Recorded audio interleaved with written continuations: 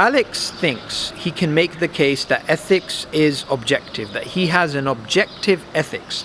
Now, in my opening, I made it clear that's not possible. Yet he maintained again, no, it is objective, it is objective. Now, every time I took it back to, it's subjective, he wouldn't accept that. Now, what's funny is, when I was going through Alex's YouTube channel and I was going through the comments, a repeated accusation against me was that I was putting words in Alex's mouth and I was making a straw man. So what they're basically saying is that ethics, according to Alex, is objective, and I kept saying it's subjective. So I wasn't dealing with his argument. I wasn't actually listening. I was actually ignoring and repeating a script.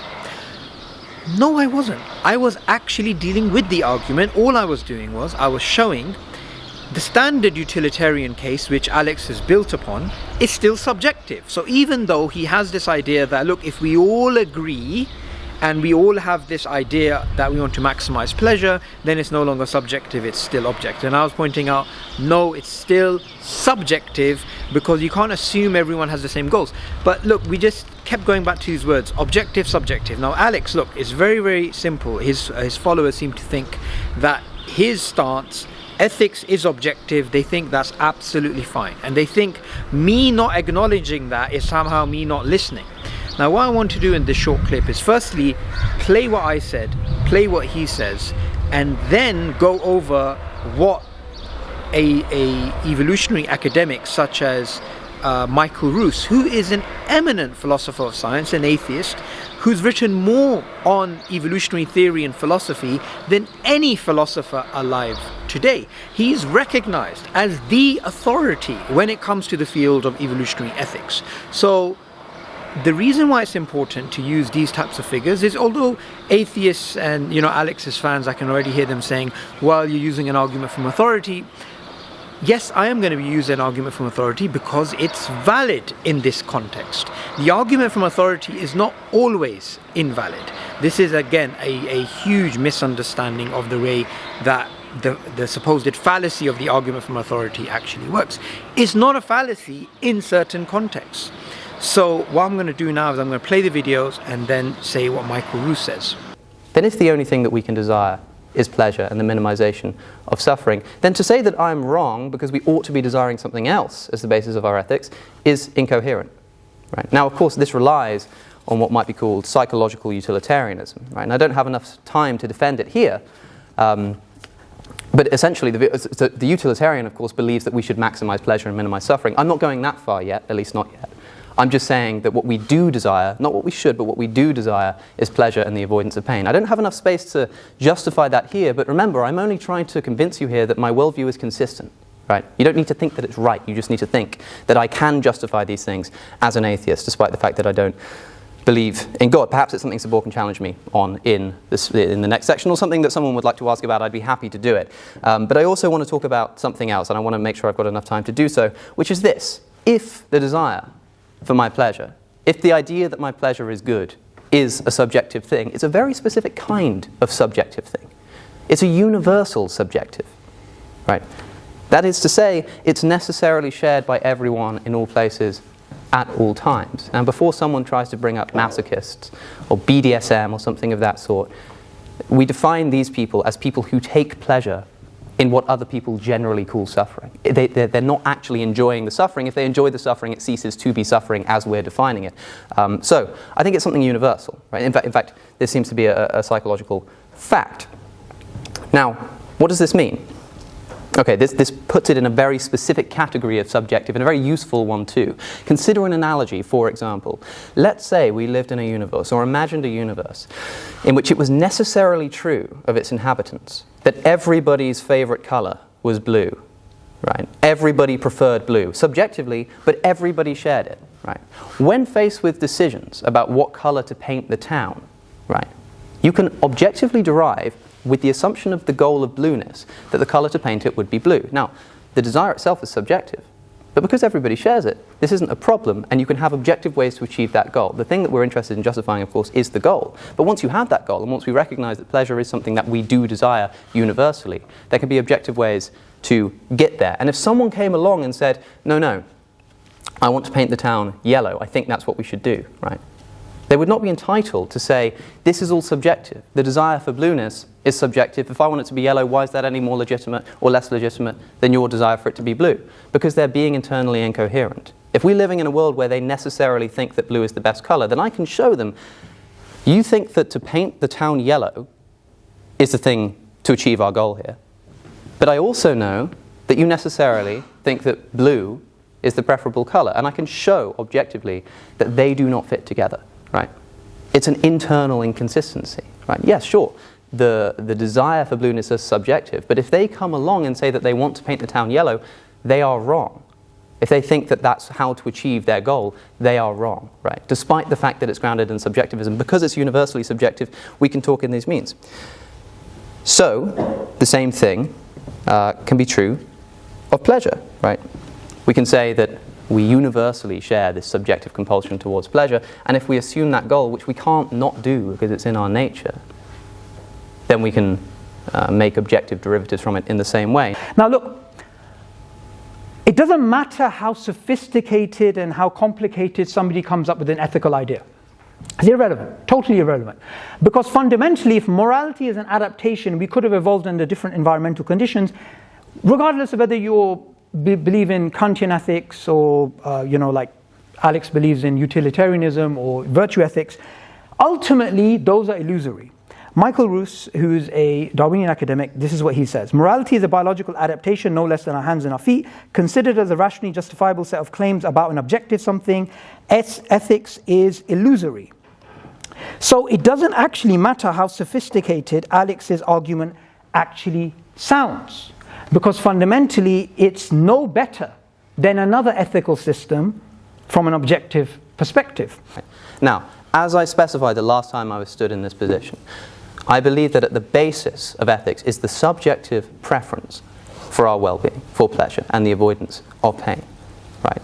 Given that goal, given that shared universal subjective that we necessarily all share, is rape objectively wrong? Yes.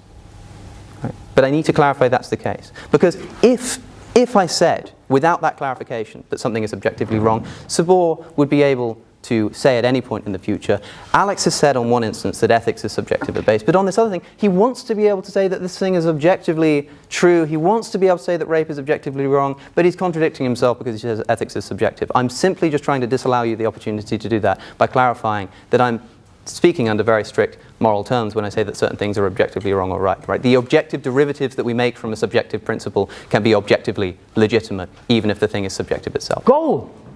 But of course they don't. If we go back to Nazi Germany and we were to do a poll and people had this idea of killing Jewish people, they don't have that. They don't share the same base moral ideas. So look, no matter how sophisticated your ethical system is, no matter how flowery it sounds, no matter how much technical jargon and rhetoric you're going to use, fundamentally it's illusory because it's no better than another system if we had a different evolutionary trajectory. And all of these confusions which are actually coming, these are coming because of a misunderstanding of the way that Darwinian evolution actually works, which is why Alex's conclusions here are not peer-reviewed. They're not published. You won't find a single philosopher of biology who would say ethics is not illusory, unless they, of course, are a theist. Because they understand, fundamentally, there is no objective truth to any ethical system, regardless of whether somebody came up with it while they were studying at Oxford, or whether somebody spent years and they actually come up with it. As you can see, we're just going back and forth, and the main issue is I'm saying ethics cannot be objective, and Alex is saying he's worked out a way that it's actually objective. Now, even though I referred to an authority like Michael Ruse in the opening, Alex didn't acknowledge that, and his followers don't seem to understand that ethics cannot be objective. They have to be subjective. Regardless of how you try and construct objectivity from subjectivity, is still going to be subjective if it starts off with subjective universals, even if they're universals, because I don't think they are, and I argued why they're actually not.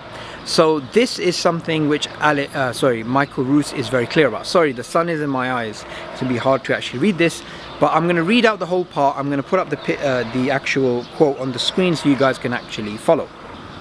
Darwinian theory does speak to foundations in a negative way. My claim is that the recognition of morality as merely a biological adaptation shows that there can be no foundation of the kind traditionally sought, whether by evolutionists, Christians or others. I do not mean to say ethics is a total chimera, for it obviously exists in some sense.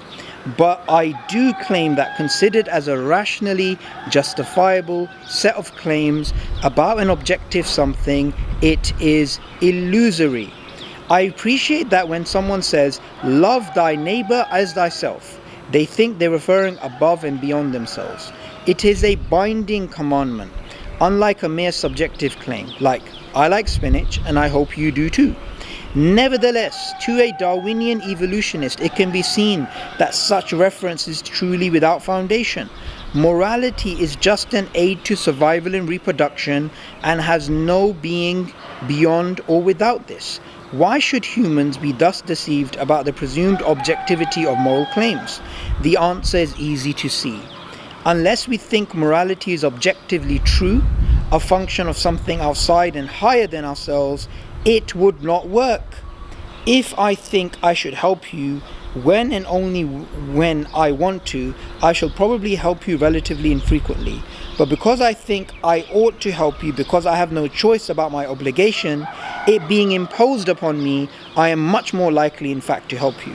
And conversely, hence, by its very nature, ethics is and has to be something which is apparently objective, even though we now know that truly it is not. So I hope you guys understand from this, ethics cannot be objective. Ethics is subjective, is a social construct if there is no God. And regardless of the way that somebody may speak, present themselves and use technical language, it makes no difference to the reality of the fact that if the Darwinian picture is true, ethics is an illusion and there's nothing binding about ethics. And this is also important because in another video, inshallah, God willing, in maybe tomorrow, the day after or later, I'm going to be speaking about why I emphasized that Alex's view is not binding and why that's important, because some of the atheists on his channel thought that's irrelevant. Why shall Alex's view have to be binding? And I explained why, and again they didn't get it. So look, Alex's fanboys essentially, right? They seem to think I wasn't listening and I was making a straw man of Alex. No, I was listening very attentively, and in fact Alex's argument is exactly the same argument which he actually presented before this debate. So I was very clear about what he's speaking about, and that's why I actually tackled it the way I actually did. So when I'm telling Alex your ethics is subjective and he's trying to argue no, it's objective, it's not the case I'm making a straw man, it's not the case I'm not listening to him, it's the case that Alex is not listening to the conclusions of his own argument and is not listening to the conclusions of the philosophers of biology who understand ethics cannot be anything except illusory, and in no way, shape or form can they be objective.